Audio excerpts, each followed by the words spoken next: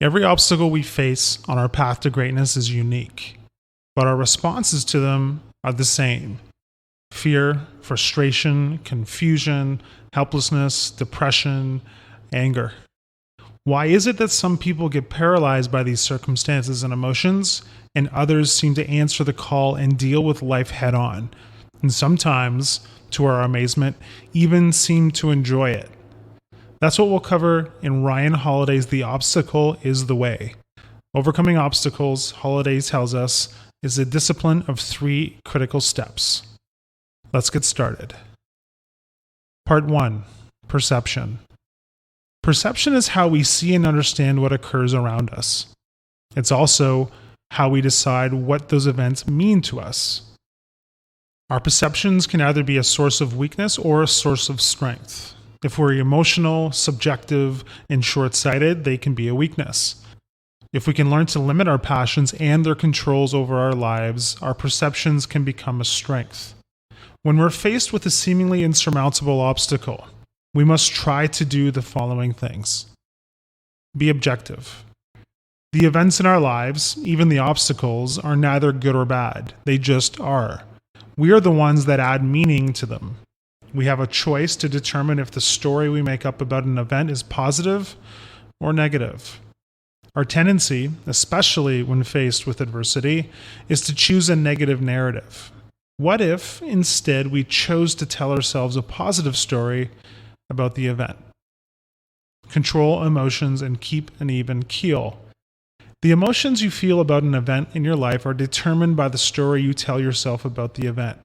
So it follows that you can also choose to keep an even keel even in the face of the most difficult of circumstances. When panic or any other negative emotion arises, you can feel the emotion, let it pass, and then get back to work. Choose to see the good in a situation. Once you've got your emotions under control, you can decide to see the good in a situation. Just like you can make up a negative story, you can make up a positive story, one that moves you towards action instead of despair. Choose a narrative that empowers you rather than debilitates you. Place things in perspective. George Clooney was rejected by Hollywood for years, and his perspective was that the system was broken and they couldn't see how talented he really was. However, when he changed his perspective to one where the directors had a problem they needed solved, they were hoping the next person to walk in would be the right somebody, Clooney realized that he was the answer to their prayers, not the other way around. The rest, as they say, is history. Your perspective matters. Live in the present moment. It doesn't matter whether or not you're in a good economy or a bad one, or whether or not a huge obstacle is lurking right around the corner. What matters now is right now. We all spend a good portion of our lives thinking about the past and the future, much to the detriment of dealing with whatever is right in front of us. You can't deal properly with your obstacles if you're only thinking about what should have been and what might yet come. This isn't touchy-feely philosophical stuff.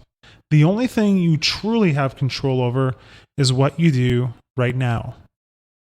Focus on what can be controlled. What is in your control? Your emotions, judgments, creativity, attitude, perspective, desires, decisions, and your determination. Focusing exclusively on what is in our power magnifies and enhances our power. Any ounce of energy directed at things we can't control is wasted. Part 2. Action. Now that we've got our perspective and emotions under control, it's time to take action. But not all action is created equal. In order to be effective, we need directed action. Everything done in service of the whole. We dismantle our obstacles piece by piece with courage and creativity. We greet our obstacles with energy, persistence, a deliberate process, iteration, pragmatism, and a strategic vision. Here's how to do it. Get moving. We often get stuck when facing obstacles. Sometimes taking action seems too risky. As a result, we do nothing. The only rule in taking action is to stay moving always. If you want to create momentum, you need to do it yourself. Now. Practice persistence. In 1878, Thomas Edison wasn't the only person who was working on incandescent lights, but he was the only person who was willing to test 6,000 different filaments, inching closer to the finish line with every test. As Holliday points out, genius is often just persistence in disguise.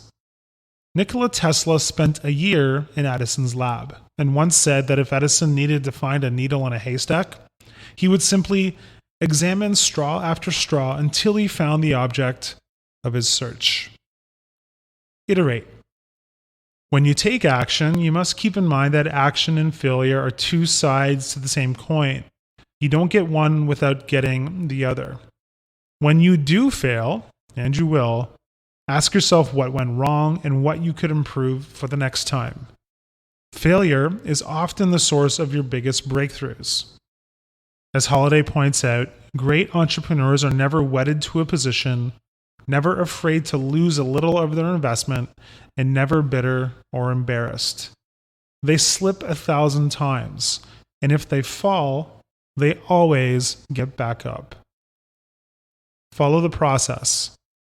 Nick Saban, the coach of the powerhouse University of Alabama football team, teaches his team the process. Here's how he puts it. Don't think about winning the SEC championship. Don't think about the national championship. Think about what you need to do in this drill, on this play, in this moment. That's the process. Let's think about what we can do today, the task at hand. Basically, focus only on what you need to do right now and do it well. Then move on to the next thing. The process is about finishing. Whatever you're doing right now, finish. Finish your workout. Finish games. Finish your inbox. Finish the smallest task you have in front of you right now. Don't worry about what will happen later or what has already happened. Do your job. Do it right. Sir Henry Royce puts it perfectly when he says, "Whatever is rightly done, however humble, is noble." Whatever tasks we are faced with, some prestigious and some onerous, we must respond with hard work, honesty, and helping others as best we can. What's right is what works. The other side to the do it right coin is that we need to get the job done, and being a pragmatist helps. Holliday tells the story of Sam Zamuri, who was battling for a plot of land with United Fruit, a giant company many times his size. Two separate people claimed ownership of the land. United's response was to bring a large crew of expensive lawyers to figure out who rightfully owned the land. Zamuri simply bought the land twice, once from both parties who claimed ownership. Don't worry about what your family, friends, or society say is the right way to do things. Worry about getting the job done. Use obstacles against themselves. As Holliday points out, Gandhi didn't fight for independence for India. The British Empire did all the fighting and all the losing. Gandhi realized that he and the Indian people had no chance of victory by meeting force with force. Instead, he peacefully violated British rule, exaggerating his weakness in the process. The British Army had two choices: to enforce a bankrupt policy or abdicate. Gandhi had neutralized their military advantage by making its very use counterproductive. Instead of fighting obstacles, find a means of making the obstacles beat themselves. Channel your energy. Arthur Ashe battled segregation in the 1950s and 60s when he was on the rise in the tennis world. His father taught him to mask his emotions and feelings on the court as a defense mechanism. Instead, his father coached him, he should channel his energy into his shots. His style was to be physically loose and mentally tight. Obstacles and adversity can harden you, or it can loosen you up and make you better. Put your frustrations to good use. Prepare for none of it to work. You can manage your perceptions and direct your action. What we can't do is control the world around us. It's possible that even after doing all the right things, you'll still fail. Preparing yourself for that possibility gives you the freedom to act with boldness and courage. Part 3. Will.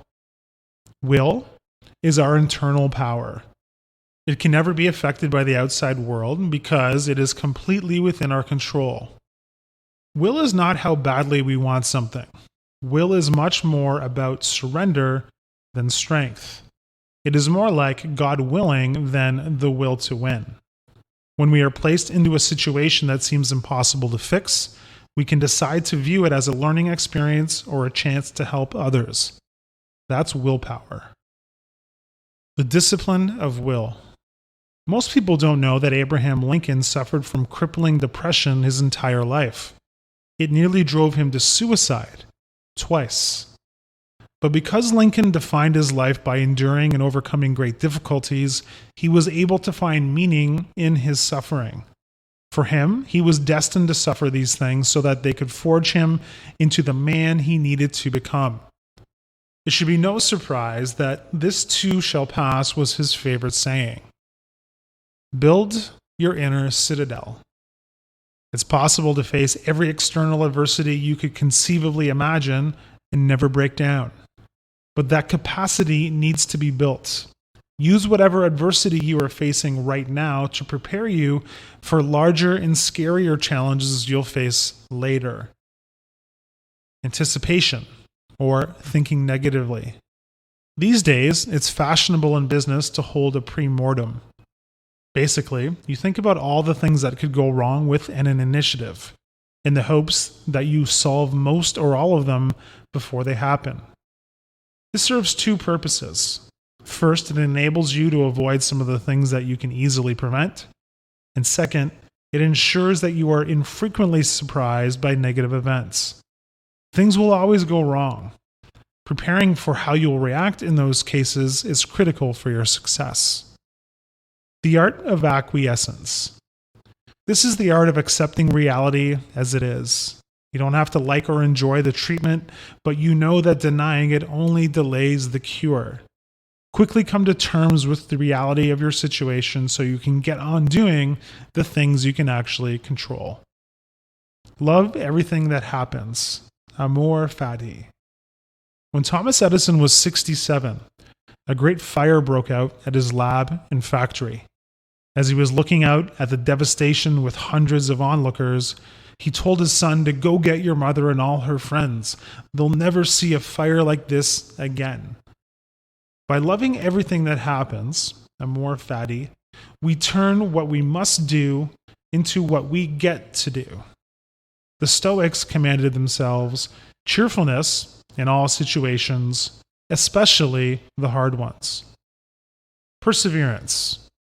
As Holiday points out, there are more failures in the world due to a collapse of will than there will ever be from objectively conclusive external events. Antonio Pigafetta was the assistant to Magellan on his trip around the world.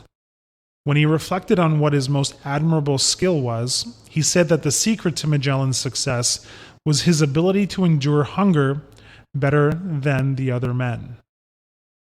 Meditate on your mortality. Nobody gets out of this life alive. There is a very short list of obstacles that cannot be overcome, and death comes in at number 1. When we meditate on our mortality, all of a sudden life seems very short, and we're faced with a choice. We can live the rest of our life using the power of the principles Holiday has taught us, or we can live the rest of our life like we've always done and keep getting the results we've always got. The choice is yours. Decide today. Hi, I'm Rhonda, and this is an exclusive audiobook video recorded for the Audiobook Master Channel. Enjoy your audiobook and have fun learning. Don't forget to subscribe and hit the notification button so you'll get updated on our next upload. If you liked the video, give us a thumbs up and say your thoughts about the book we just covered. Do you want to listen to a summary or review of a book that we haven't covered in the past? Say it in the comments below or send us a message. Don't forget to check our other uploads. Enjoy listening!